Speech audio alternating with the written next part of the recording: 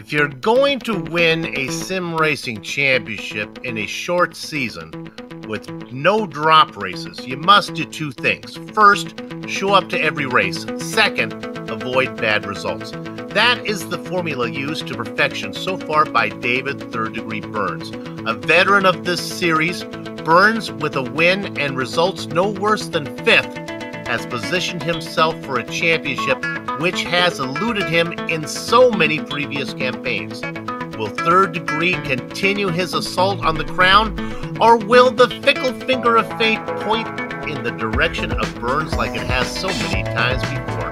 Find out now, because sanctioned by the Absolute Beginner League from the new Roval at Charlotte, it's time for round 5 of the Formula Nico Season 16 Championship.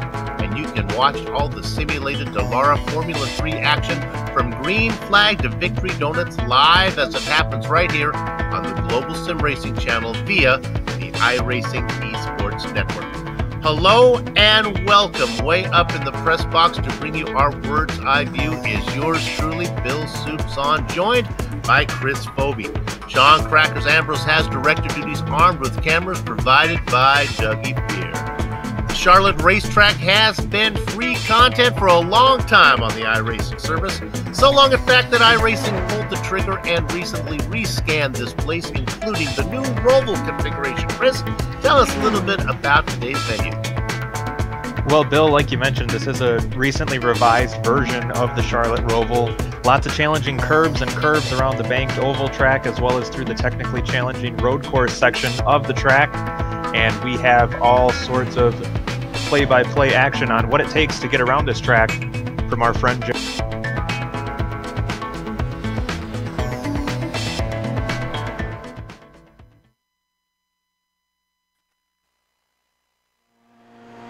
All right, we've got Michael Haflidason in the GSRC Formula 3, so let's do a lap around Charlotte. Down in a heartburn turn, this is a quicker corner than you'd expect, so I don't think you're going to see too many passes into here. Try not to clobber the outside wall, and then you're going to swing it through turn 2. After that, you'll set up the car for 3 and 4, which needs very little braking and acts as one long arc. Make sure to track out all the way up to the grass because it's all fair game. Up next is 5, which is easily flat out, but it blends into the braking for 6. This blind corner will be tough to hit just right, and then before you know it, you're swinging back immediately into 7. You can't quite send it into here flat out without smacking the wall, so be careful. However, it's going to be important to carry your speed because you're back onto the oval and you won't be lifting until the very end of the lap. Know that your opponents will be getting a very handy draft, even from pretty far behind you. But if you find yourself side by side, sort it out quick because the backstretch chicane is very much single file. You don't have to lift, but you're threading the needle to avoid the horribly disruptive curbs. In NASCAR 3 and 4, you just gotta hug the bottom line and watch to see if anyone behind you has got to run from the slipstream. Then, it's a game of chicken into the front stretch chicane. Don't jump those blue curves because the car just can't handle it. However, as you come to the line, you've now hopefully finished a lap around Charlotte.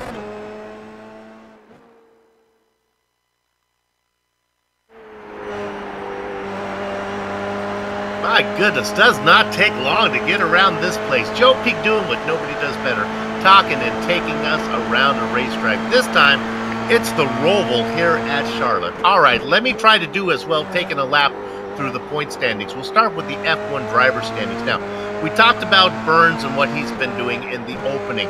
The Sintra sensation, João Valverde, sits in second despite missing not one, but 2 races. But thanks to a win and a second place, he is in second entering this event. Michael Haflidason dreams of a crown. Looks like they are going to say just that as he sits well off the pace in third. An impressive performance by Ludwig Sauer, 7th, 10th, 5th, and 6th. Has him in a tie for third. And then rounding out the overlay are 2 drivers that are tied, Vincent Bream and Dennis Garrison, who you don't see mentioned there. Let's go to the F2 Driver Championship. Now, we talked about this before. You saw Haflidason and Sawyer tied for third in the F1 standings. You know that F1 standings is kind of an overall championship that includes both the F1 and F2 drivers. But because the F2 championship is scored by a separate scoring system, indeed you see that Ludwig Sauer is your points leader here by 15 points over Haflidason. The Strudelmeister, Thomas Kick, sits in third position, but is not far before Lance Simon and Paulo Pareto have a chance to get to that final podium spot. Let's look at the team championship where, my goodness, it is all about two stupid stops. That is David Third Degree Burns and Vincent Bream. They are 45 points ahead of anybody else. You know, Alex Johnson is fast, but he's not going to be able to race the whole season because he's building a new pedal set. That's going to make Tom Van Hoyman's job to get that team, to keep that team in second, almost impossible. Team talent, they look like they're a sure spot for second with Liam Quinn and Valverde. Hopefully Yao can race more often than he has been so far.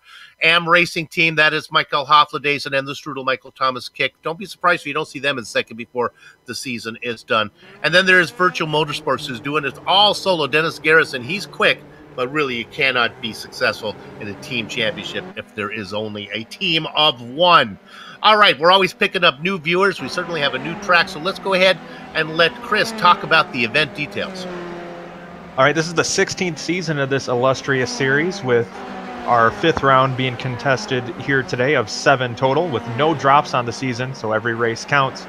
60 minutes the distance in this race, with an open setup and 2 fuel stops most likely coming up. An incident cap of 24 on the event, so you got to behave yourself or you may get the boot. That 2 fuel stop, I've been doing this for many a season, and I'm still having a hard time wrapping my head around 2 stops. For so long, it has been a 1-stop event, but now, really, it is 2 stops. We expect it to be, you can break it up into even thirds, or you can go long, and then a splash and go at the end there. All right, qualifying getting underway. This is the first time I have called a race from this venue. This will be fun to see how passing is, how this plays out, where the passing zones are. I think this car track combination is going to be exciting. I definitely agree with you on that one, Bill. I've been watching practice here for the last little bit, and you can see these guys having all kinds of challenges trying to find the limits of how far they can push these cars around this track. So it's new to us broadcasting and even newer to the drivers on the track. Riding on board with the Sintra sensation right now, the Portuguese driver, Yao Valverde. He has a win under his belt and a second place, but he's missed 2 races. Good to see him back racing with us. There are 2 bus stops. I like to call them the Little Dipper and the Big Dipper. The first one comes up here. It's really almost just kind of a run through, through that little chicane, and then the big one right before the start-finish line. There's that one right there. That's just kind of a little quick chicane. But then the major one that comes up here in a minute, which could be a passing zone, which might be interesting to see if it also leads to a last lap drag race to the finish line. There it is right there. You can see this one is substantially larger. And there's the finish line right after you get done with it. And that second bus stop, Bill, has been one of the definitely one of the more challenging spots going through practice. A lot of drivers trying to find maximum speed through that area, and it has not been going.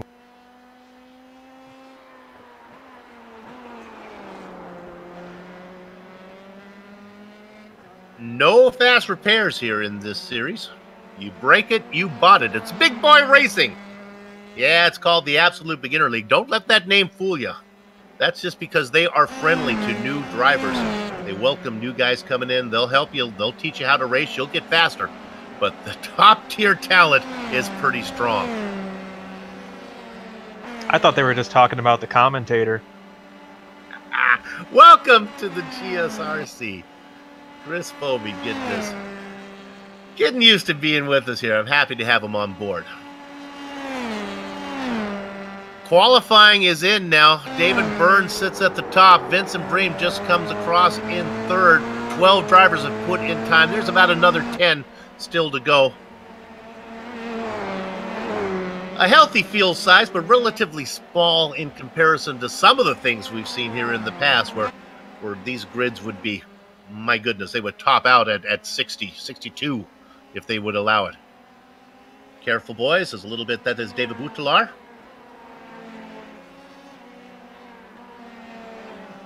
You know, another aspect of this track that we haven't touched on too much, Bill, is those giant sausage curbs they have all over the track. And, you know, those are designed for the stock cars that are a lot beefier than these Formula 3 cars. Those curbs could be probably one of the biggest challenges we see today. Looking at Ludwig Sauer, he's certainly fourth on the grid, sits in a tie for third in the point standings. The man he is tied with Mikkel Hofladeson has yet to put in a qualifying time as we ride on board, Mrs. Howard. Hofladeson would be the big name that has yet to put in a time. That would include Dennis Garrison also. Not sure if Dennis is out there. There's Ludwig Sauer.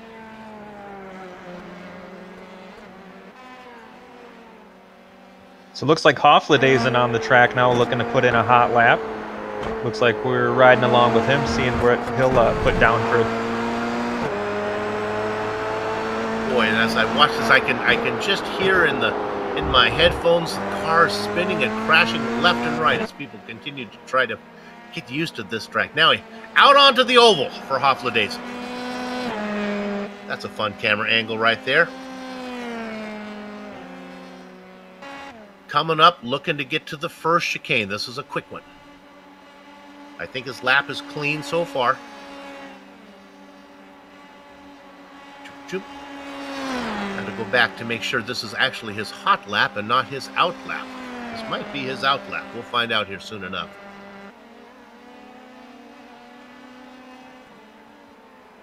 Through the Big Dipper. We're thinking this is the hot lap, so let's see if he can put in a time. Nope. Oh, there we go. P3. That's more like it. That was a pretty solid fast lap for him for waiting out the session. So absolutely.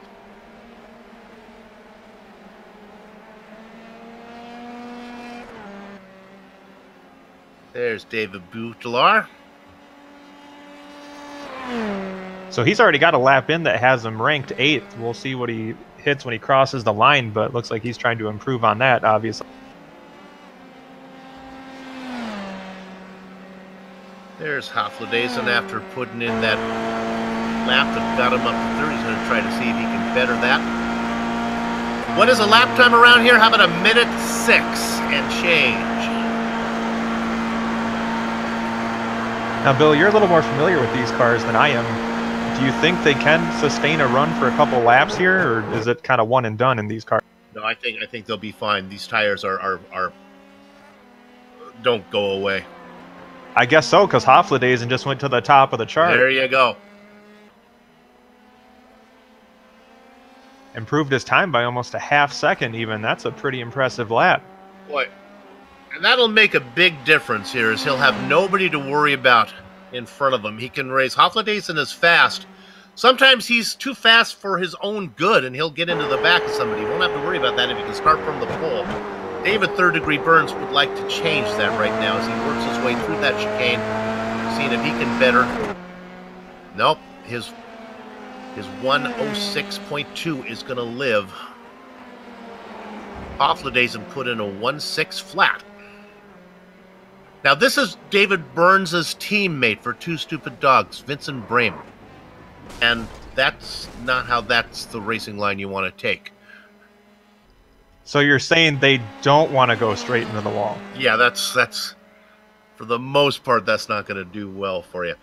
Burns and Brame set 2nd and 3rd on the grid. A good day for Two Stupid Dogs. All right, here comes the Sintra sensation. Yao Valverde. He has a win and he loops it around.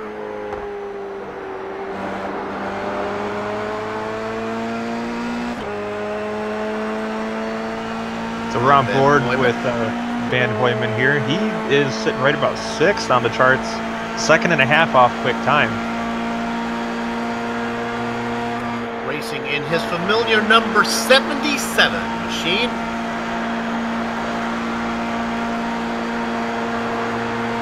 Sitting 6th with a 107.5.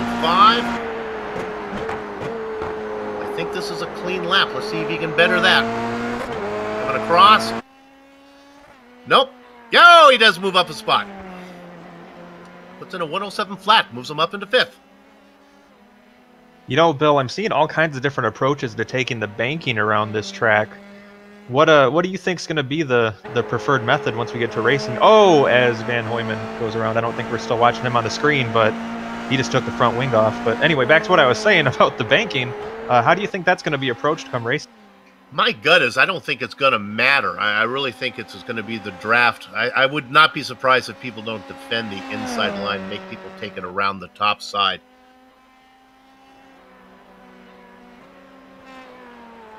It's going to be a learning experience not only for the drivers, but for the commentators as well. So this is our first time looking at this car track combination. We'll learn it with you, fans. All right, Rodrigo Capoletto. Sitting in ninth.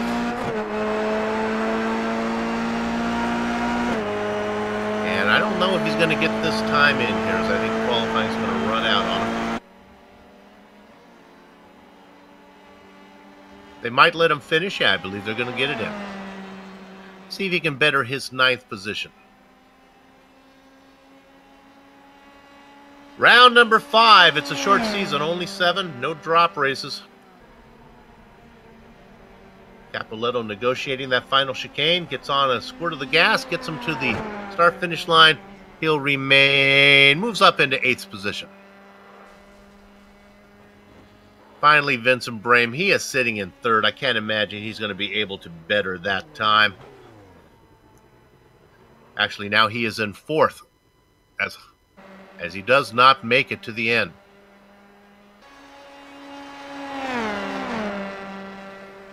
Veteran of the series, the fan built, Johan Vanderbilt. Coming around. Looks like he's going to jump up to 7th place, Bill. There you go. A couple spots there at the end. All right, that's going to do it. 15 drivers put in qualifying times. 5 did not, as we have a field of 20. Let's run them down for you right now. On the front row, it is Mikael Hofladezen. A pair of 2 stupid dogs after that. In second, David Burns. I apologize. João Valverde got up there, split those dogs. In 4th position, there he is, Vincent Brame. 5th and 6th goes to Tom Van Hooyman and Ludwig Sauer. On the inside of row 4, it is the fan belt, Johan Vanderbilt. He's going to be flanked by David Buchler. Row 5 is populated by Rodrigo Capoletto and Fabio Zamparini. Outside of the top 10, Bill, we got Richard Columbi in the 11th spot with Thomas Kick to his outside. Then it's going to be John Morgan and Friedrich Neptune. And our final driver to make a qualifying attempt was the American Lance Simon. And then we have our 4 non-qualifiers, Dennis Garrison, Guilherme Crevo, Edgar Sancinelli, and Jay Beige will complete the field. Out of those 4 drivers that did not put in times, the one to keep an eye on is Dennis Garrison, but I'm a little bit worried. I'm not sure Dennis is going to race with us. He finished 2nd 2 seasons ago and is always fast, has many a race win under his belt, but I don't know he's going to get out there today.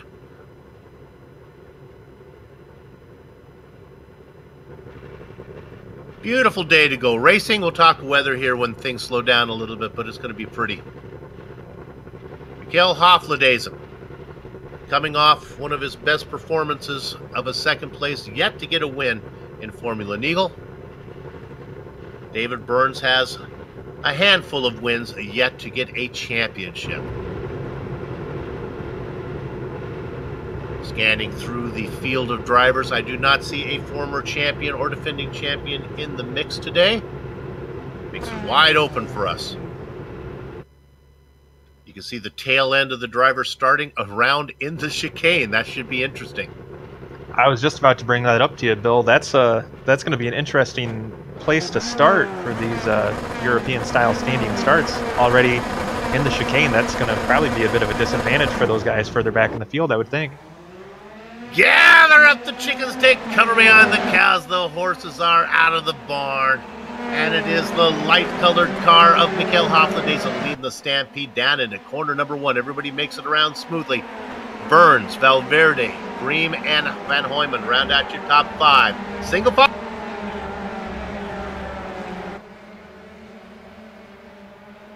Oh, we already got a car around. Johan Vandenveld going around. A mistake all by himself. He spun right in front of Ludwig Sauer. When we come back to look at that one, it might be fun to take a peek at it from Sauer's point of view. Vanderbilt ends his day early. That might not be the worst thing to happen to him, as he's ready to go on a 3-week vacation. So he can start packing his bags. His day is done, I believe.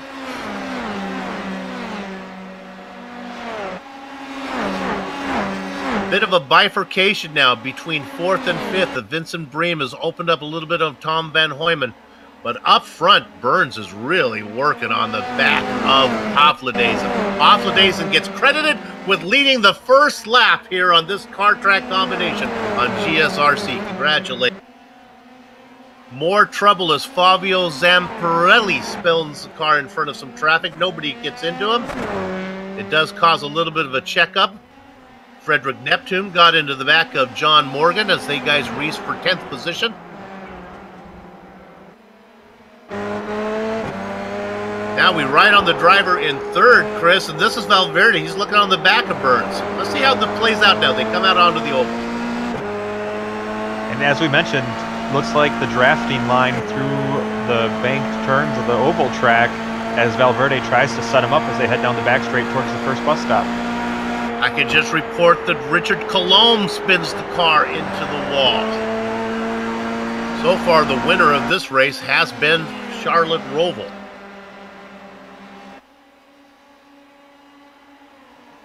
Boy, Burns really opens up a gap on Valverde.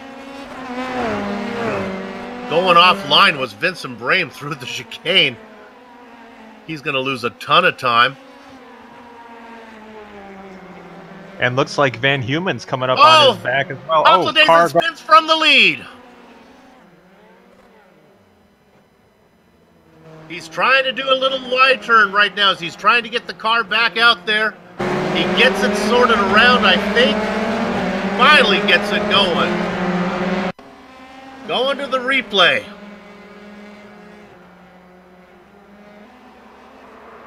Corner number 1.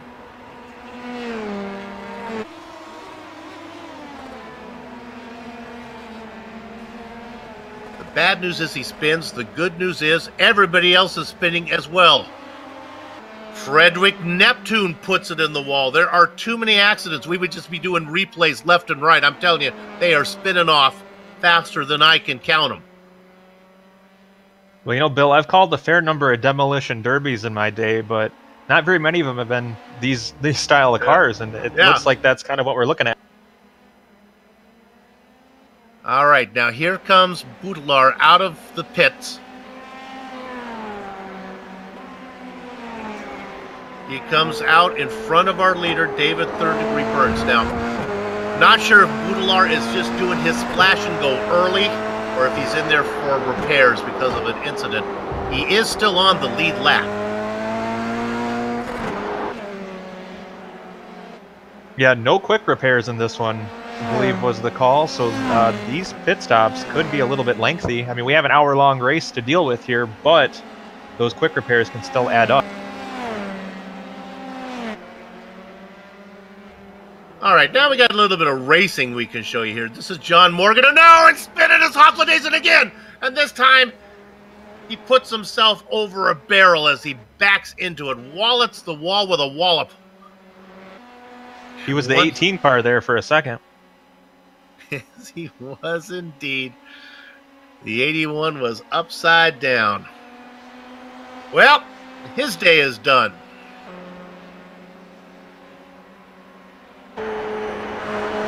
Riding on Lance Simon now, looking back at Frederick Neptune. Neptune has had a bit of an issue already. We're looking up. We ride on board with Neptune. Looking back at Simon. That pass was just made this lap. Congratulations. And Frederick gets up into 10th. You know, Simon was one of the slower drivers in qualifying. Actually, I believe he was the slowest one to take a time, but you got to believe with how crazy everything's been, slow and steady may win the race in this. Looking at drivers that did not start, Sancinelli, Beige, Cravo, Garrison, Vanderbilt is out, Colomb is out, Boutellard, I believe, is back out racing now. No, I think he might have called it a day as well. Hofladezen is out. So that gives us 11 cars on track, all on the lead lap, Lance Simon being the last of them. Mama Jean, my 96-year-old mother-in-law, if you're watching, go ahead, put your helmet on, sweetheart, and get out there. Just kind of limp around. You can maybe get yourself a top 5 by the time this is done. Look at this battle we got looking here. Also, congratulations, Mama Jean, on being able to use a computer at that advanced age. She knows her way around the Facebook. A better profile picture is the Windows default one, right? John Morgan in 7th being chased by the Strudelmeister, Thomas Kick.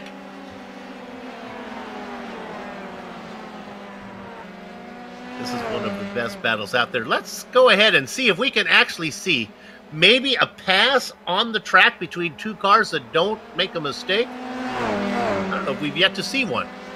You know, Bill, you're setting us up for the announcer's curse there. We could see one of these cars in the wall here now. Well, somebody's got to finish. The third car back there is Fabio Zamperlini. He races in 9th. He has a chance to... Hey, look at this! There's a pass. Kick underneath John Morgan. And look at that. As we mentioned, the banking could play a role here in how these drivers approach it. He took the inside line and looks like the shorter line around. All right. Again, we have a stop from Tom Van Hoyman. This might be a regular stop coming in here with... Could be the front part of the window. He finds his stall.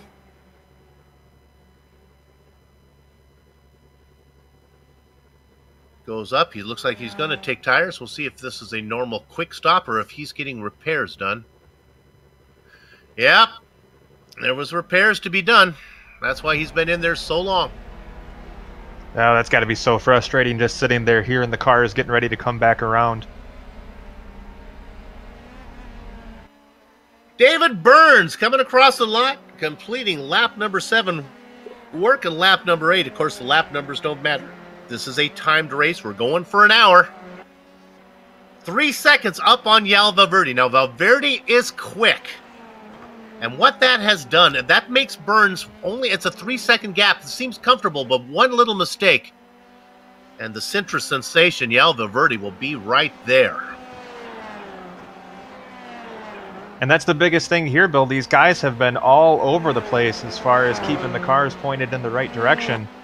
And it's not out of the question for Valverde to see the leader possibly make an unforced error and give up that top spot.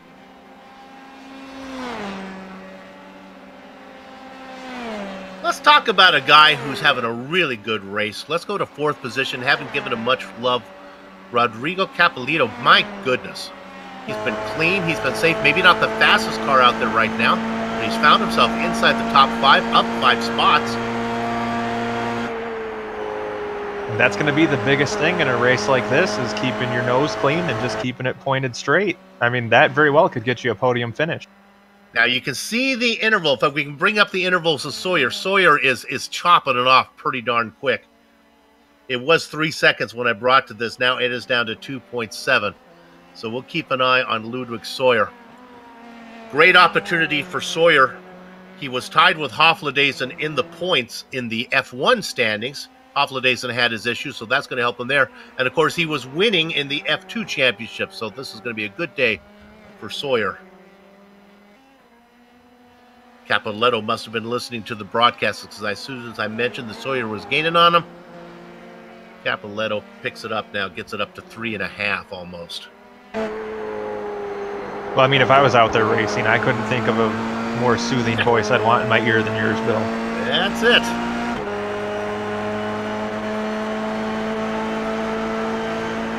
Looking to see, looking for goers and comers right now.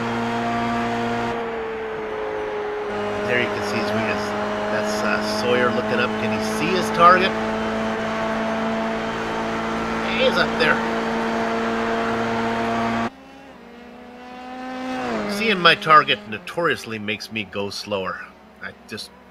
I cannot resist driving it in too deep into the corner. Yeah, I was going to say, being able to see who I'm trying to pass usually makes me end up in the wall. But honestly, it doesn't take much for me to end up there anyway. Let's go to 7th. This is John Morgan. I don't know how long he's going to be in 7th because Fabio Zamperlini is coming and coming in a hurry.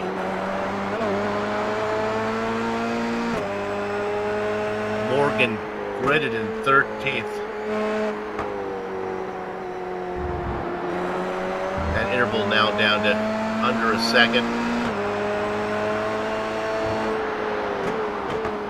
Again, there are so many twisty sections here. So much of this car depends on setup. I've noticed a lot of cars are quicker during the twisty section. They'll run them down. Then they get out on the oval, and one driver will drive away. Let's see what Morgan didn't do here. It's about, well, I'm going to say about 10 car lengths.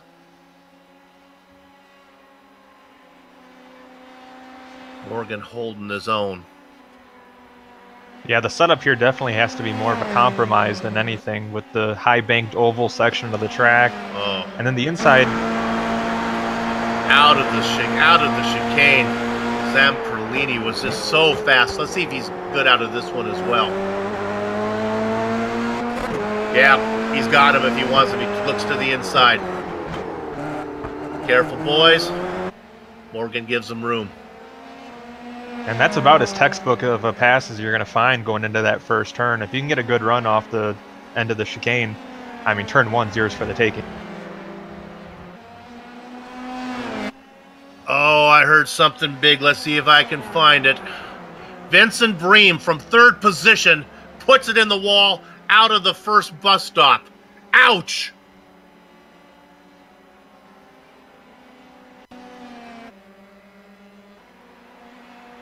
It's just... This has got to worry David Thurman. This is his teammate, and this is nobody around him. Boom. Yeah, just like I've been mentioning all throughout the race, those curbs will get you. So he comes in, he's within the window, but man, that was a tough one. No free repairs here. That's gonna take some. That's gonna take a miracle, and yeah, he's done. So that won't affect Burns, other than mentally his partner is gone, and won't affect Valverde, but it does vulture another position for Rodrigo Capoletto now up into 3rd, looking for a podium. We are only just over a quarter of the way through this race, and we are losing drivers at a ferocious pace. Well, you know, Bill, not to tout my own accomplishments, but I did pick up my first ever iRacing win this past week by being the only car that finished. And I feel like there's a decent chance we could see that here this afternoon. That's it. By the way, street stocks at Daytona are ridiculous. Just going to throw that out. Okay, that makes sense. Lance Simon was racing on the lead lap, but not anymore. Burns goes around him. Let's back up to Simon, and we'll watch. We're looking at him right now. We'll see how he deals with Valverde, who's coming. Valverde doesn't even want to get a piece of him. This just goes by. Remember Fabio Zamperelli? He just spun it after getting around John Morgan. It might be fun to look at this from Morgan's point of view, as he had to do a quick get around. And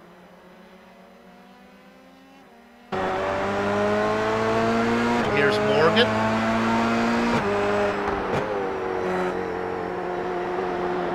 And then if we go this, we can stay right here. If we can quickly go to Frederick Neptune, because right after this, there's Frederick. We'll stay on this road. Oh, another little spin from Frederick. Whee! It's a fun day here in Charlotte. Back live. So where is Neptune after his little pirouette? In 8th. Last car on the lead lap, but that's not going to be for long. The Strudelmeister, Thomas Kick, spins it, backs it into the wall. If you got Sean Ambrose on your Christmas list, you don't want to know what to buy him. A new replay button might be good. I'm not sure it's going to work after this one. He's burning up that replay. Here we go.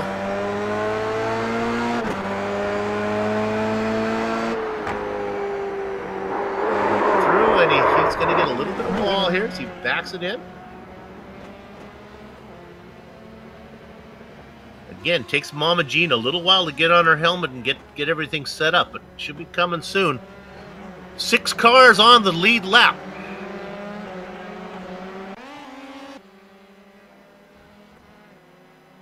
Back with the Strudelmeister. Racing in 6th.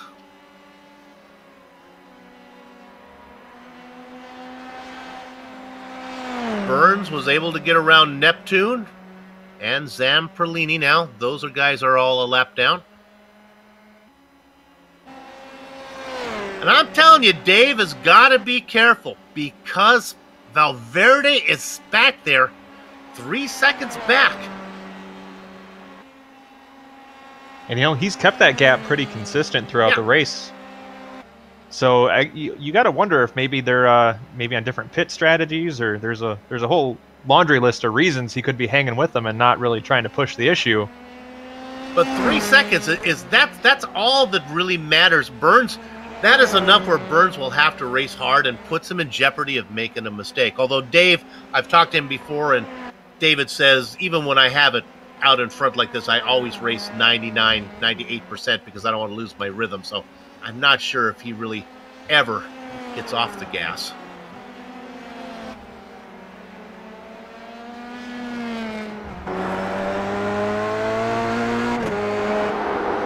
Now we ride on board with the Valverde. Has many wins to his name.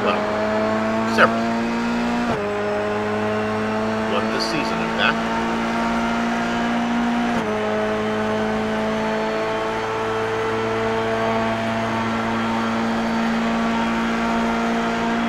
Around for any battles as the track, it's funny, as the attrition grows, the track seems to get larger.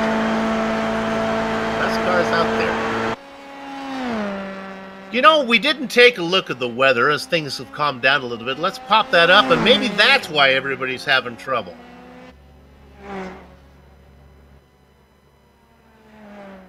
Oh, yep. So Zamperlini in the pits. Sands is from. Oh. Yeah, this is not a minor problem. This will be... Mama Jean, if you're watching, close your eyes on this one.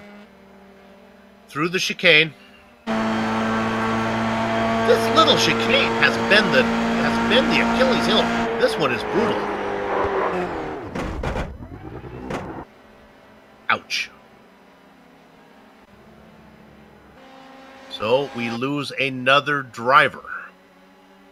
Bream is out. Van Hoyman is out. Hoflades, Butelaar, Colomb. I was looking for anybody who's going to vulture a spot. That's not the case. All right, let's look at the weather. It must be like 300 degrees as track temperature. No, not so bad. 97. Warm, but not crazy warm.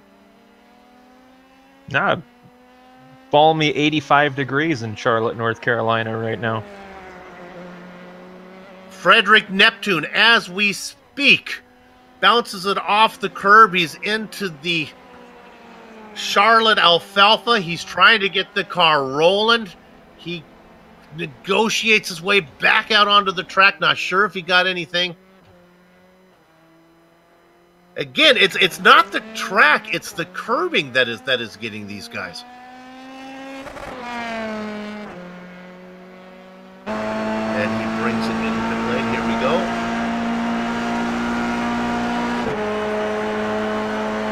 I believe this is right after he had an incident before. You can see he was off pace. That's the second incident that lap, and it was the curb. He bounces it up, loops it around. He manages to find his stall.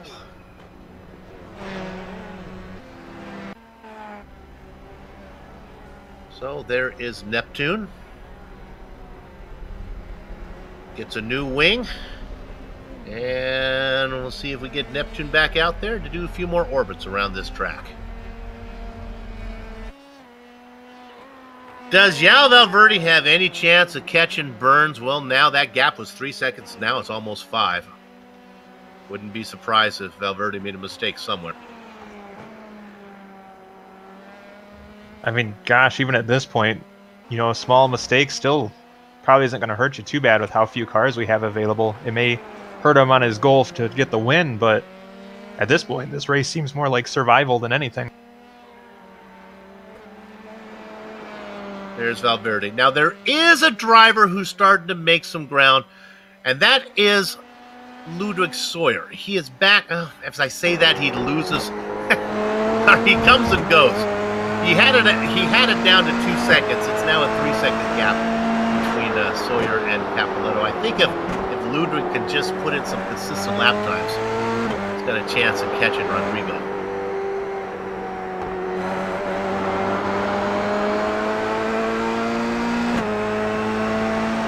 Capoletto is just out there running, just lap after lap after lap, being consistent, not being all that fast, just not making any mistakes. Well, when you look at that leaderboard and you see how many of your contemporaries have met an unfortunate end in this race, you got to believe that you're probably going to want to back off a little bit and just, again, race to survive. 6 cars on the lead lap, the last one being John Morgan. He's got about a half a straightaway on Burns. Burns will be there sooner than we think.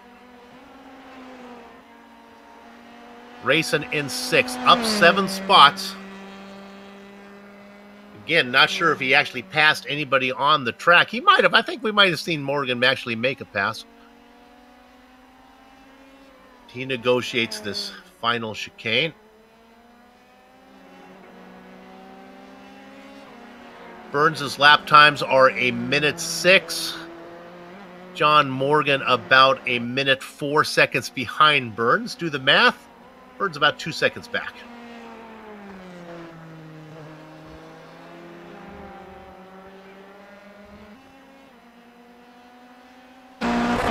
There's Burns, opening up the lead now to 5.3 on Valverde.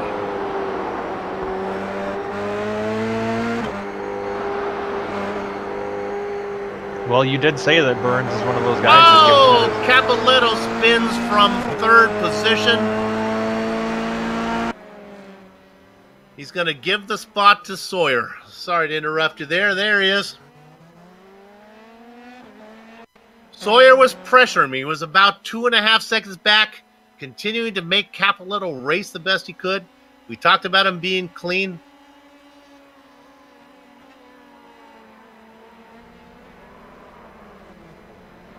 Didn't hit anything. That's the good thing.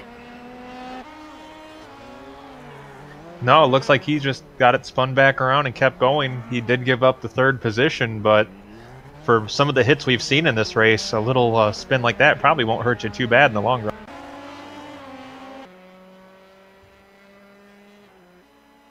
Just for fun, Frederick Neptune spins the car. Hey, we got some excitement from the leaders as they've come in. Burns is in. Valverde.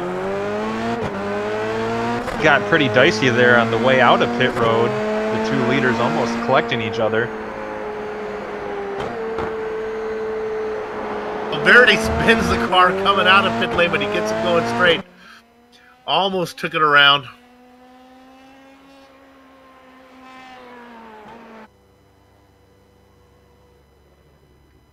After finally getting up into 3rd, Ludwig Sauer takes his pit stop.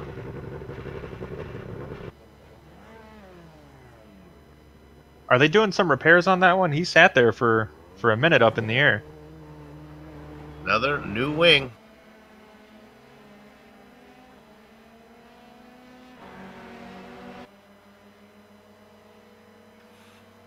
Well, when we started to look at it, the gap was 3 seconds. Then Burns had opened it up to about 5. It is now 12. Looking at pit stop times, Burns was considerably faster, about 6 seconds faster cone to cone, and then Valverde did kind of spin the car with a half spin leaving pit lane. So all those things going against the Portuguese driver. Burns feeling more comfortable as the race progresses. Everybody has made their stops. Neptune in making his second stop. This is a long one. Looks like a new rear wing on this one, it's going to look like, since he doesn't have one presently. Thomas Kick just loops the car around, racing in 6th position. First car 1 lap down. Doesn't hit anything, gets it going. So, Bill, how many cars do we have left that haven't been in an incident so far? Because I think so far it's just Burns and... I can think of Burns, yeah. I don't remember John Morgan having an issue, but other than that, yeah. Which means he's due.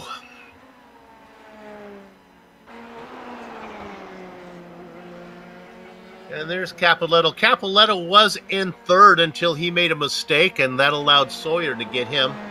That's right. He looped it out of the final bus stop.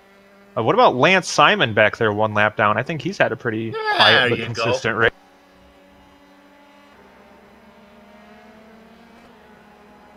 Thomas Kick is 1 lap down. John Morgan is 1 lap down, and then Lance Simon racing in 7th. Yeah, I did.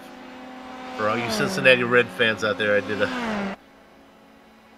a Joe Morgan on that one. Forgive me, I'll put $1 in the jar. For Joe Morgan, I put $2 in the jar. Wait, are we paying for our mistakes now? Yes, you didn't get the memo. Welcome to GSRC. Well, better go find my wallet. Yeah, well, it took me 1 year of broadcasting before I got out of the hole. I didn't make any money till the 2nd year.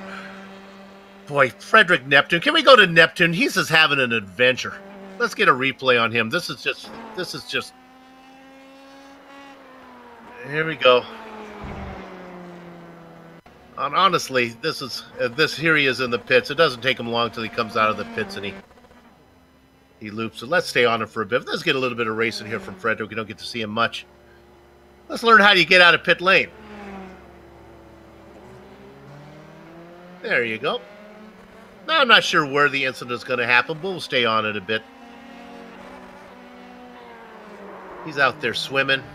And there it is. It didn't take long. Whee! Whee! Ooh, that jump he took over the sausage curb there made my back hurt. David Burns just has to avoid doing that. Oh, Neptune loops it out of the last bus stop. Just a lazy spin there. He's really good at not hitting anything, though. I got to give Neptune credit, and I think he's finally called it a day. It's got to be close to incident cap time for Frederick.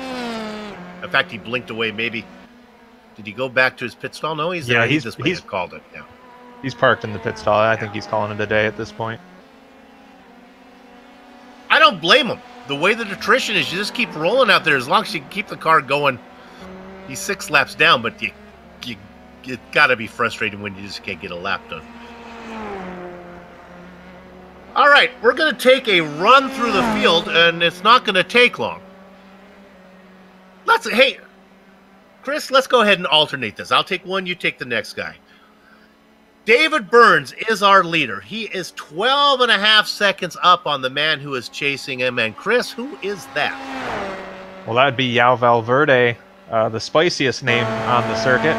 He's had a really consistent race. Unfortunately, he's fallen a bit back since the first round of pit stops, but he's hanging in there, running a... Ooh, and he hops the curb as we're talking about him, but nonetheless keeps it pointed in the right direction. But I wonder if we might be seeing some suspension issues on that car after taking it over the whoop-de-doo there.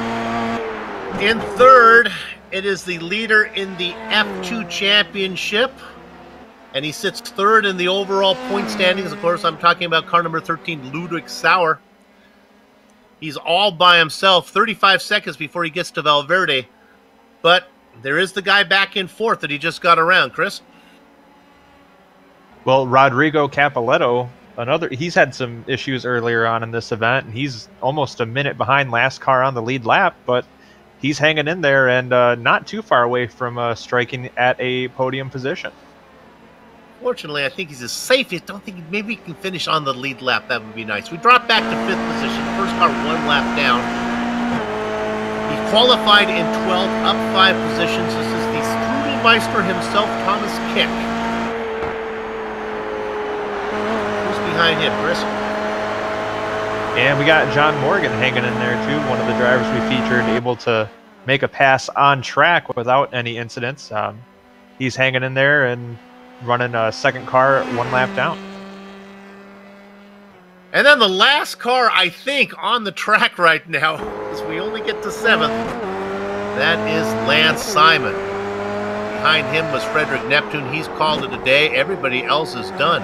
Neptune, Sanfilippo, Bream, Van Hoyman, Hovladaisen, Butalar, Colombe, Vanderbilt, Garrison, Sancinelli, Craven, and Beige. Not racing. We've reached the halfway point. We've lost over half the cars. If we lose the other half, no one will finish. Yeah, I was going to say, it's past halfway or last car standing, right? Johan Vanderbilt, who was out very early, might be reconsidering packing his bags, see if he can get back out there and get that car to go a little bit. There are points to be won.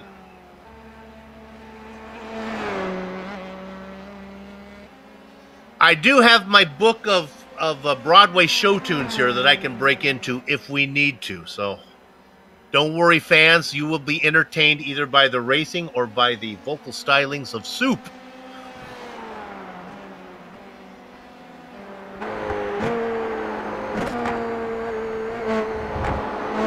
Let's take a lap around with the Sintra sensation, the Alvalverde. Sintra, the town in Portugal, where Valverde hails from. Picked up that nickname as a young child when he won a tricycle race. 3 laps around the local park. I was just going to ask, where does one race a tricycle on the Iberian Peninsula? Tragically, a child tipped over and broke his glasses, and they no longer hold that event for safety concerns. Valverde now working his way through this chicane and out and across the start-finish line. He's managed to do that okay for 30 laps.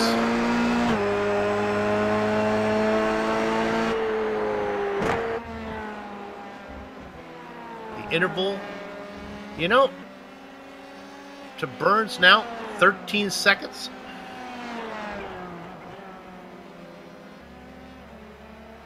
This is such an interesting course to me, Bill.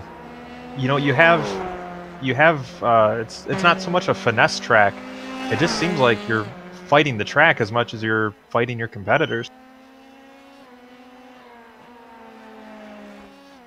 Here is Rodrigo Capoletto, that was poised to get a podium position until he made a mistake and Sauer got around him.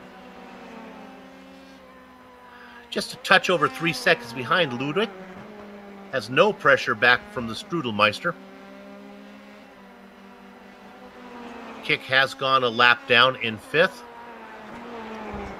I think Capoletto's pace is fast enough. He's 55 seconds behind the leader. I don't think Burns is going to get there to lap him. I think Capoletto is safe to finish on the lead lap.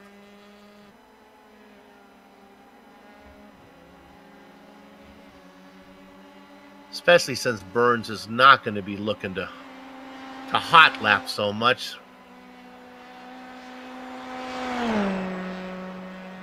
So, where are we going next time, you might want to wonder, huh? How about something a little more traditional? We'll be at the Watkins Glen International Raceway. We'll have the boot configuration with all the parts of the shoe wear. The toe, the heel, even the sole and the laces. You don't want to miss that one.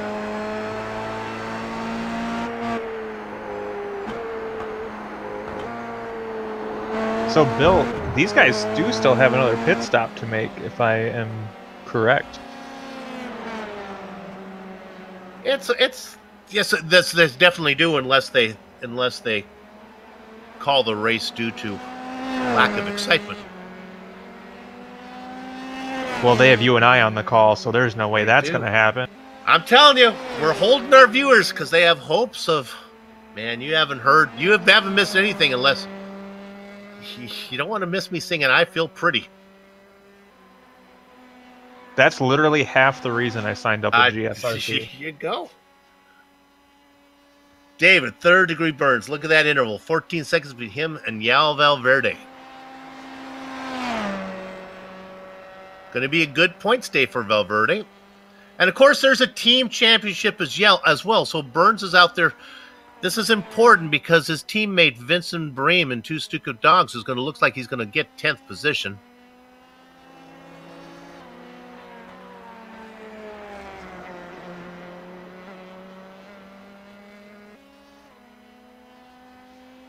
Maybe we can get a picture of the TV screen here at Charlotte. See what's playing on that. Okay, we have a camera up there. That's too bad. Okay, well, we don't have.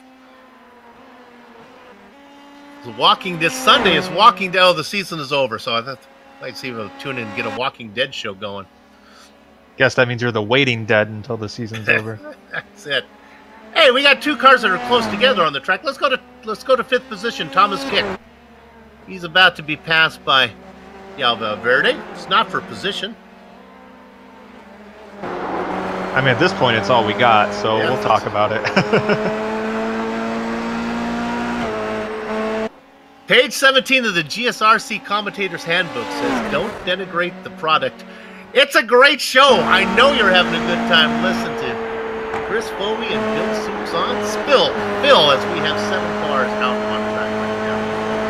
You know, Bill, I do joke, but this is honestly a really fun race to see these types of cars go around a track like this that's really not designed for this style of racing.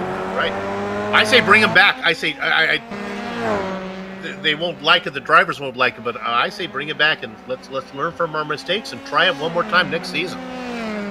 I'd totally agree. I think it's really interesting to see these guys not so much racing each other, but trying to figure out where the limit is. And I think the guys that race today have a pretty good idea of how far they can push it. I mean, the guys that we have on the track were some of the guys that I saw have issues in hot laps earlier today. And some of these guys learned, and some of them, unfortunately, didn't decide to stop touching the hot stove.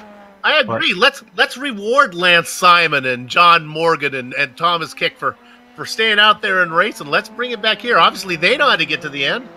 Exactly. Look at Lance Simon. He qualified 15th, the last driver that took a time, and he's still running out there. He's going to get credited if everything finishes as it is right now. He's going to get credited with a 7th place finish.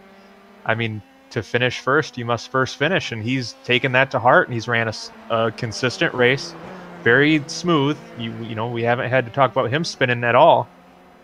And he's going to be rewarded with some points. Got a text from Mama Jean. iRacing will not let her sign into an event after it started. So sorry, Mama Jean. I forgot that rule. Wait, she's 96, can run Facebook, iRacing, and can text? She's awesome. She's watching these shows, too. She's a loyal listener here, viewer of GSRC. I think you might be getting catfished by your mother-in-law. I think she's actually like 20-something and is secretly a master of modern technology. Her comment after every one of these races says, why do the other people talk so much? They don't let you talk enough, honey. Oh, thank you, Mama Jean. So does that mean I should stop talking? No, that means we should send out a text to Joe Peak and everyone else on GSRC, have them come in and help out.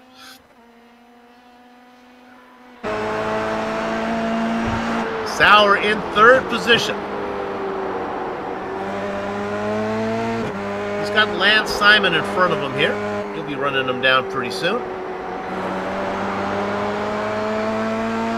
You know, I talked about Capoletto not going a lap down. He's now a minute 1 behind the leader. He was about 57 seconds last time I checked, so something to watch out for if Burns can get to Capoletto. Eagle gonna have to pick it up.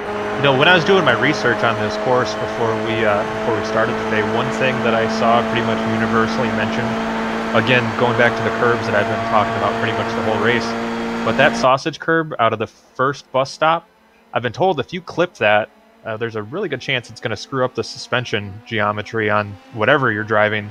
And, you know, I saw Valverde hit it earlier, and we were doing our walk through the field, and it's very possible that might be what's slowing some of these guys down so drastically, is them hitting those curbs and possibly tweaking just enough to make these cars a little less fun to drive.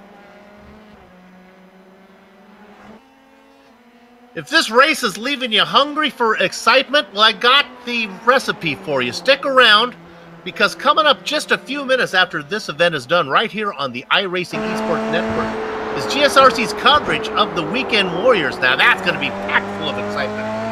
SRFs are going to be going to Interlagos. You do not want to miss that one. Oh, it's going to be Silverstone. That's even better. That's going to go live at 3:45. Just about an hour from now. I'm hearing now it's 2:45. Okay. So, like, right now? Right now, apparently.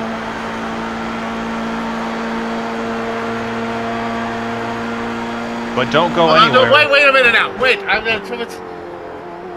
forget everything I just said. Wait till we finish before you go look over there. Yeah, I looked at the clock and made that statement that I'm like, but wait, we're still here. That's right. Oh, now I'm getting that it is 3:45 Eastern. Ah, so Sean's just messing with us. Yeah, see, that was our director telling us that things were going. See, I can't tell time anyway, so I don't even know why I'm bothering talking about what's on a clock.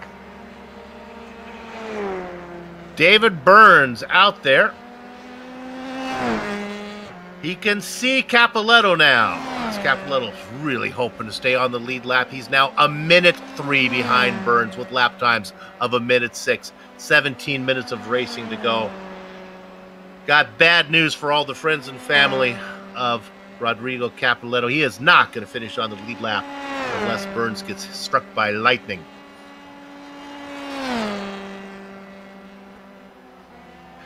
There is another pit stop to happen, which means they have to get into pit lane, and anything can happen there, and they have to come out of pit lane.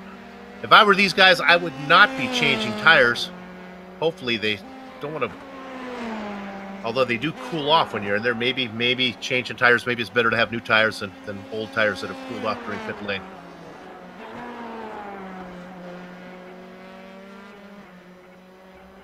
There is Rodrigo.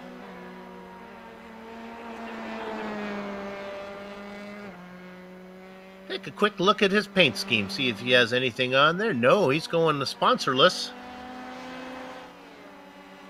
That's the way it should be.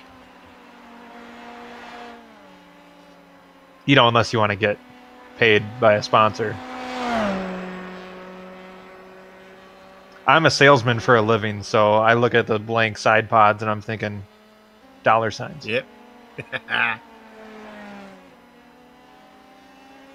I did a winged 360 race the other night, and here on GSRC, of course, we cover the dirt track racing every Wednesday night. You want to tune in for that one? A lot of sponsor space on those winged sprint cars, boy. It's always great when it can serve the dual purpose of downforce and advertising.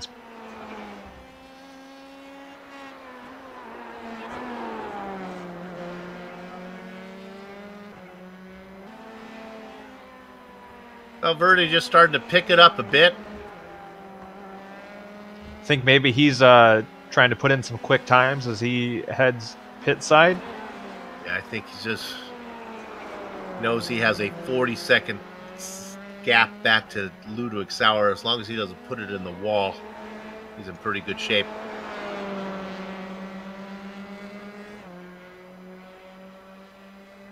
What do you think about that transition up to the banking, Bill? It looks like that's kind of been a little bit of a tricky spot for some of these drivers. Well, one thing I've noticed, the first thing was I wanted to see on the old road course at Charlotte, they had what I used to call the Velcro fence there that would lead back out onto the oval. You would get your car off and it would just kind of suck you. I'm glad to see that they have a friendlier entrance back onto the oval from the road course.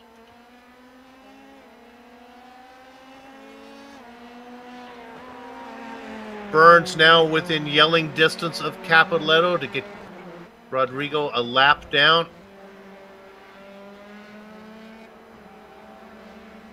We've reached the 3/4 mark.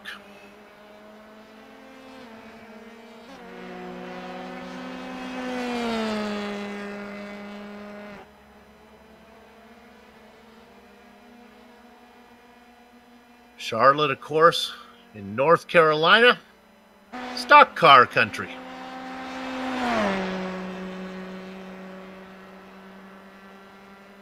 You know, if we're going to talk about upcoming broadcasts, speaking of, coming up this afternoon around 4:45 as Burns pulls in to the pit area, got the Big C's MX5 Cup making their inaugural race on the GSRC coming up this afternoon.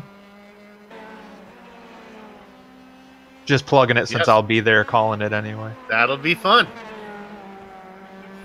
Fixed setups in the MX5s should make for some competitive racing. David Burns comes in for his final stop. In and out. Looks like a pretty clean pit stop for him as he hits the blend line back onto the course. Okay. Which will allow me to say, let me get my enthusiasm to say, we have a new leader, Yao Valverde, out in front.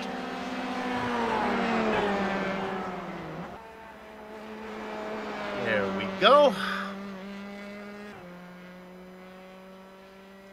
If it rains, if Martians attack the Tar Heel state, this race will be called, and Yao Valverde will get credited with the win. I keep calling for the Martian attack. iRacing keeps telling me, next build, Soup, next build. All right. Valverde pulls down onto pit road. And that'll allow Burns to go by. And we have a pass for the lead.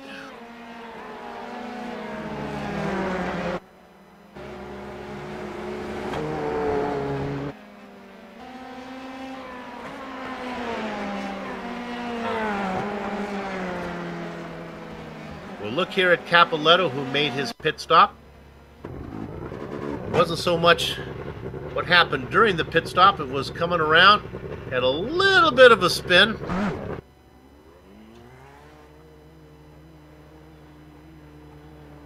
And that pit stop and that spin has finally put him one lap down as Burns was able to get around him.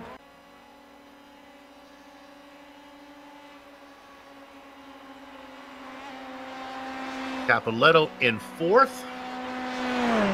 Behind him on the track, Lance Simon. But he's a lap down.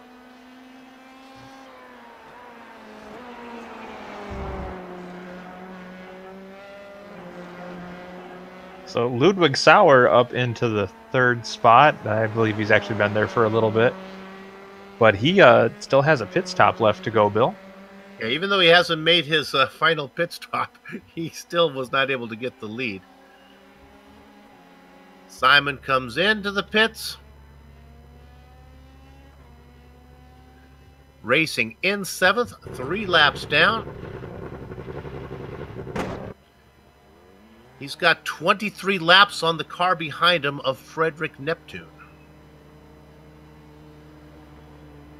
Safe to say that Lance Simon will finish no worse than 7th. So you're saying Neptune will not orbit Lance Simon? No.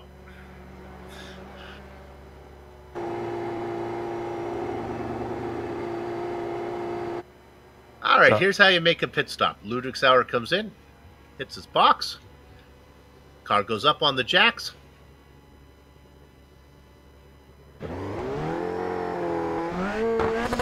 Car comes off the jacks. He gets on the gas. Now be careful here. We've seen many cars have trouble making this sharp left-hander.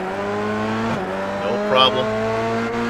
That's why you are the F2 point leader.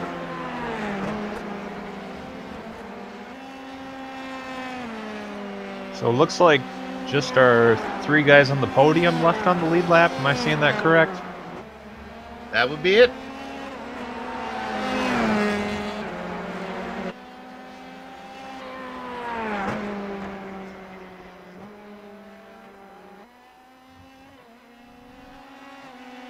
You know, the best of the best in the iRacing World Championship, as well as top private leagues like the one you're watching right now, are showcased right here, as we have the little fanfare in the background, on the iRacing Esports Network. If you haven't done so yet, make sure you subscribe. GSRC is proud to be part of the IESN stable of broadcasters.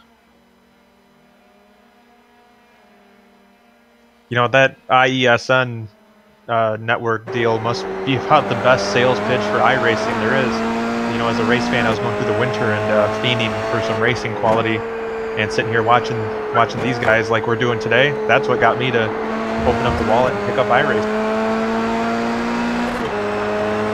I've heard many times where people say how they enjoy watching a sim race broadcast even more than a real world broadcast. They're quick, there's no commercials, there's lots of action. And there's you. And you can laugh at the commentators, that's right. Prefer that you laugh with us, but, you know, whatever it takes to get you to watch us.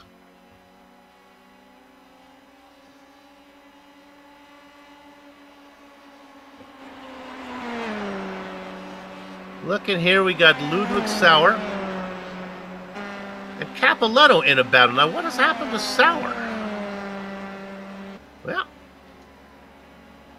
make sure that Capoletto made his stop. Sauer made his stop. Capoletto was in there for about 3 seconds less than Sauer. Wow, we got something to watch here. Yeah, there must have been some damage on Sauer's car, because I did notice when we watched him go down pit road, he did kind of hang around his pit box for a little bit. Well, I think. And Sauer is a lap down now, yeah.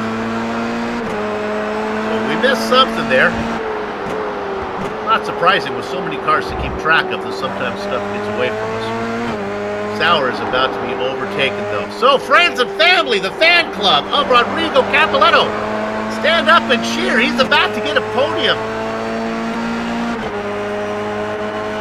Racing behind Ludwig Sauer.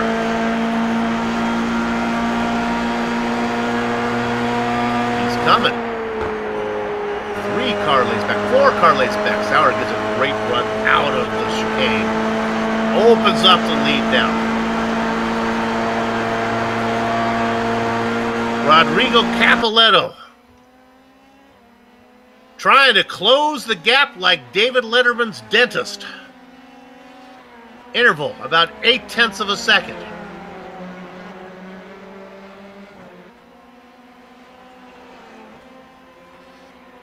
Through the twisty sections.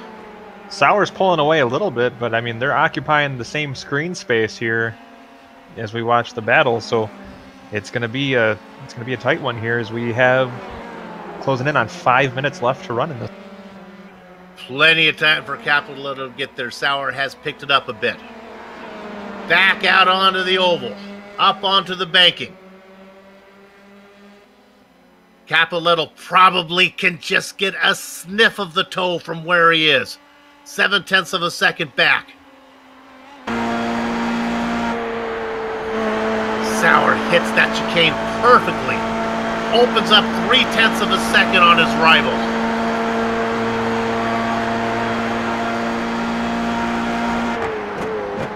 Gets it rolled up, under braking through the second chicane. Back out, coming across the line. Completing for him lap number 48. All this going on behind David Burns, who is 22 seconds up on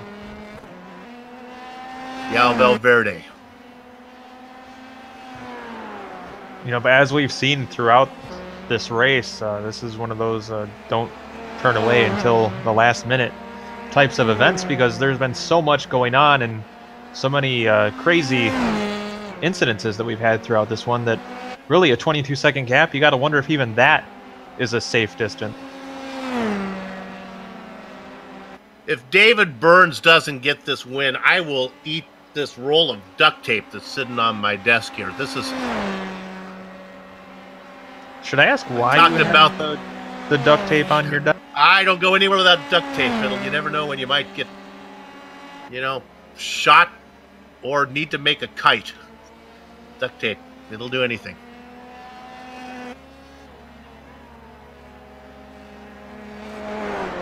Well, Bill, we talked about compromise setups earlier on today with the different challenges this course provides. And watching Ludwig Sauer go around the track, I think maybe he was set up a little bit more for the twisty turny parts of this track, because he's been using those exits off the interior of the track to kind of pull away, and he's now gapped the field. Lance Simon spins it. Can we get a look at this one? It'll be fun from the Strudelmeister, from Thomas Kick. Nope, I guess we're not going to look at that one. There's Simon. Here we go, take a look. Lance was having such a nice run back there in 7th. There's Thomas Kick behind him. You be the driver. Go left, go right. You don't know what's going to happen. You make the call. I'm going to go low. I chose right. AJ Foyt taught me that the best way to avoid an accident is to aim at the spinning car. It won't be there when you get there. I tried that as a teenager. I slammed right into a parked car. I forgot the fact that it only works if the car is actually spinning. David Burns out in front by 23 seconds on Yal Valverde. With 2 minutes to go, it looks like we're going to get to the end of this race without the lead commentator breaking into song. Let's go to 3rd. Sawyer, I thought, was driving away with it. Capoletto has run him down. Well, Bill, these drivers have a great way of making us look like liars, and these two proving it as they continue to duke it out over the 3rd spot. Capoletto keeping Sauer within his sights, and we'll see what we have in the final 2 minutes. Capoletto good into the braking section, not so good coming out of it, but boy, he's closer than he's been in a while.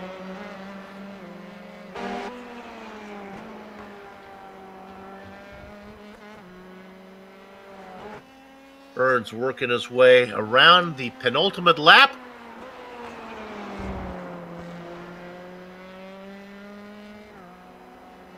Working through the twisty section, back out onto the oval.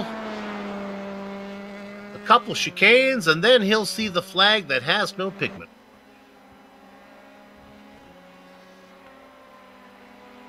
As we look at Burns getting that white flag. Through the first chicane. So the flag man's not giving up. That's not what the white flag means. No, that's if that were the case, you would have waved it a while ago. Capoletto, once he gets out onto the oval, Capoletto able to open it up.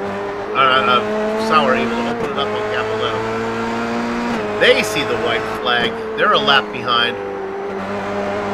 They're only going to do 52 laps, while our leaders will do 53.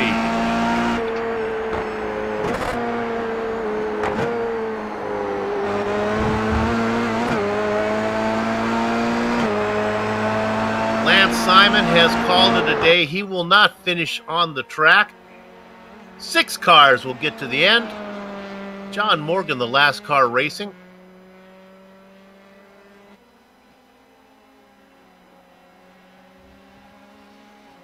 Burns out on the oval again. He gridded in 2nd position. Found his way up to the front early on. It's been good night nurse ever since. Just one final chicane to go through. Let's get round number 5. Formula Eagle, the 2019 spring season goes to David Burns. Yal Valverde will get second. Looks like Ludwig Sauer going to come home in the final podium position with Rodrigo Capoletto following him home. And because they are a lap down, their race is over. In fact, as soon as Valverde crosses the line, everybody's race will be done. Valverde, sadly, the last car on the lead lap, happily, will get second position. All right, the racing is over, but our broadcast is far from done. We'll take a short break. We'll come back to run down the finishing order, talk to some of the drivers before we put a lock on the gate. Don't go far. You're watching GSRC on IESM.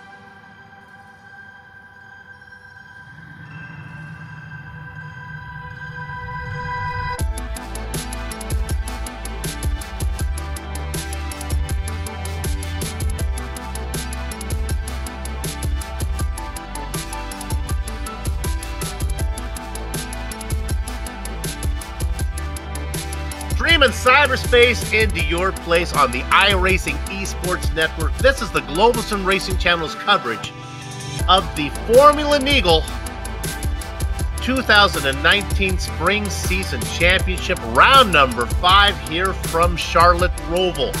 David Burns picks up this season 16 win as he goes from second position on the grid, gets the lead, holds it all the way, loses it a little bit under pit stops, gets the win, and increases his points lead. Yal Valverde did all he could to keep the pressure on Burns, but there was no denying third degree on this one. Ludwig Sauer was up and down the points, up and down the timing and scoring. He was able to hold off Rodrigo Capoletto for the final podium spot. Capoletto has to settle for fourth. Thomas Kick will get the final top 5 position. Last car racing, John Morgan. Lance Simon was out there for a long time, finished 7 laps down in 7th. 8th, 9th, and 10th go 34, 38, and 42 laps behind the leader, Frederick Neptune, Fabio Zampolini, and Vincent Bream. The rest of these I'm going to give to Chris. All right, we had Tom Van Humen just outside of the top 10 with Michael Hafledson. I'm sure I brutalized that one again. But Hafeldazen, there we go. He unfortunately was our leader early on, but out in an early incident. Then David Boudelaire, Richard Colombe, and Johan Vanden Beld completing our cars that started the race. Dennis Garrison, Gilherme Cravo, Edgar Sanchinelli, and Jay Beige not making the start. They may be the 4 of the wisest of all of them. Okay, let's go ahead and talk to our race winner, David Third Degree Burns. All right, David, you got to the end. I don't know what you're going to be able to tell us about this one other than this track must have been just brutal to race. You know what? In many ways, it doesn't look anything like Detroit Belle Isle, but in many ways, it shares a lot of similarities. So many close walls, and that chicane. I'm actually surprised as many people finished as they did. So that you're racing more the track than other people in this one. You know what? I did some time in the car just to get an idea of what was going on. For me, the second chicane, well, I guess it was harder to get speed on, but I didn't realize the first chicane, that quick one, was the one that was catching everybody. Well, yeah, because it's that balance of you can actually do it full throttle, but the risk of your car clipping the two curbs on the exit is either it's going to kill you or it actually did give your car under a floor damage. So it meant you would be slower in the pit stops. So it was that balance of do I full throttle, do I lift, do I angle? Very scary chicane in that car. All right. Have you talked to the friends and family? Do they realize that you have a chance for your first championship and that these next two races we're going to go in 2 weeks and in 4 weeks that you're going to be busy? You're going to make sure to show up for these and get that crown? Oh, I'll definitely be there. There's just okay. no thing. But I did actually say it to someone, and they basically just turned around. Well, it's only taken you 10 seasons to get there. But time. It is indeed. Boy, I'll let you out of here on this one. Valverde was back there. At least he was keeping you honest for a long time. Above 3 or 4 seconds back, one mistake, and it would have cost you. Yeah, it was. He had damage each time he went into the pits. He had required repairs, which was about 10 seconds. Hence why he dropped off so much. Got it. Well, congratulations on the win. Let's bring it home, get that first championship. Thanks, guys. Cheers. David Burns, your winner today, on the way to the crown. All right, Chris, who you got? Well, we have our third place finisher, Ludwig Sauer, joining us in the booth. Ludwig, that was a great little run you had there towards the end, trying to hold off the challenge for the third spot. What does it feel like to come home on the podium today? Oh, it's great. It's my first podium ever in the Formula Eagle. It's my best position. And it was really tight at the end. I got some required repairs in the pit. And Rodrigo came very close, and I really had to up my speed. Basically meaning going full throttle through the first chicane every time. Now, that first chicane was mentioned as kind of a trouble zone around the track. It looked overall like it was a very challenging course for all you guys out there. What were some of the big things you were fighting during this? Oh, basically just survival. I got my race setup set for the bumps, very soft, a bit like a boat, but it made it till the end, and you got to be there to take the podium. Ludwig is superior. You talked about required repairs. You know, we did this series in Formula Eagle when we were doing the Renaults, the 2.0s. And they would get damage on the undercarriage from going over the curbs. And even though the car was fast, they would need required repairs. Is that kind of what's going on with this car too, where they're making you come in and change stuff even though you're still quick? Yeah, I think so. I didn't hit a wall or something, so it must be from the sleeping policemen in the first chicane. You got a real good chance at the F2 crown. Not to mention you're up in the point standings in the overall. Yeah, it's crazy. I just looked out in a lot of early races where the trouble just didn't hit me, and I got to the end. So just dieseling till the last race. All right, congratulations on the win. Good luck the rest of the way. Thank you. Bye-bye. We're going to bring in the Strudelmeister. Since I butted in there on Chris, we'll let Chris talk to Thomas Kick here as he got himself, a 5th place finish. Go ahead, Chris. Well, Thomas, congratulations on a top 5 finish. That looked like a adventurous race, to say the least. Can you walk us through kind of how things went for you? Yes, thank you very much. Well, it was very tiring, to say at least. I think right after that I will jump into the shower because, I was lonely, like nobody was next to me, but I was kind of happy because I was fighting the track so much that if I would have other drivers, it would be even more chaos for me, I think. I had really problems in qualifying because the temperature was really high. The temperature got down, so after each lap, the track got a little bit better and a little bit better. But still, it's very you're fighting more the bumps and the curves than in the car. Than other drivers. So I was kind of shocked that if I managed to go through without any big incidents. Now, you mentioned that you were fighting the track more than so much your competitors. What part of the track would you say was the hardest for you to get through? Well, that's a good question, but it's somehow even during the race it changed. So at the beginning, I think turn 2 and 3, or turn 2 was kind of hard. The chicane, of course, always. So you go maybe not full throttle, but you can opt to go a little bit faster.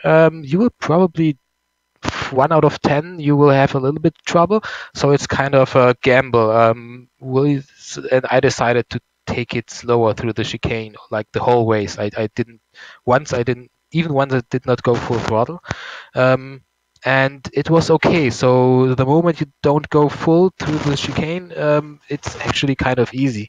And I had troubles after each pit stop. I think I had also required repairs every time.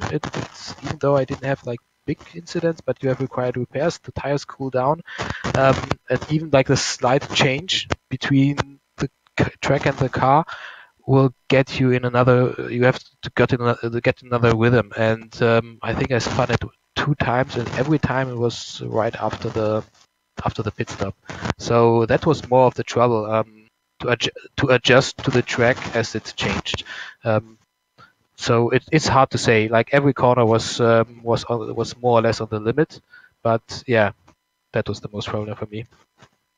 Well, thanks for coming on with us today, Thomas. Congratulations on a good run, and we'll hope to see you back in a couple weeks. Yes, thank you very much. Okay, that's going to do it here for us. Let's go ahead and wrap this up. First thing I want you all to do is run over to your ovens right now, turn it up to 425, and come back and listen to these thank yous. We're going to start by thanking the Absolute Beginners Leagues for organizing Formula Eagle and contracting with GSRC to broadcast. Thanks to the companies, equipment, and software you see on the screen right now that we use on our broadcast. The original music that gives every GSRC production that unique flavor and feel is thanks to June Lalonde. See the screen to how to contact her for more of her great work. Formula Eagle returns in 2 weeks. That's April 21st for round 6. That's going to be at Watkins Glen. GSRC and IESN will be there, and we hope you join us. So why did I have you turn on your oven? Well, in a minute, I want you to stick in a pizza because you'll have time to put the pizza in, and in 25 minutes it'll be done. That's right when IESN is going to be bringing you GSRC's coverage of the Weekend Warriors. That's going to be going live in just about 30 minutes. Now, you don't want to miss that. It's going to be fun. Sliding across your screen now are some of the upcoming broadcasts, so check those out and mark them down on your calendar. If you'd like more information about GSRC, including a complete list of future broadcasts, you can find it at globalsimracing.com. We're also on Twitter at GSR Channel, Facebook at Global Sim Racing Channel, and Instagram at GSRC_Graham. And while you're here, if you haven't done so yet, become a YouTube subscriber. What you'll need to do is actually go over to our YouTube page and subscribe to that YouTube button. Don't forget to subscribe to IESN as well. Finally, on behalf of the entire crew, and that would be Chris, Sean, and Dougie, I'd like to thank all of you for watching as we saw David Third Degree Burns pick up this round 5 win from the Charlotte Roval on the way to his first Formula Eagle Championship. With that said, we're off to have fun storming the castle. So until next time, race clean, race hard, and we'll see you on the track.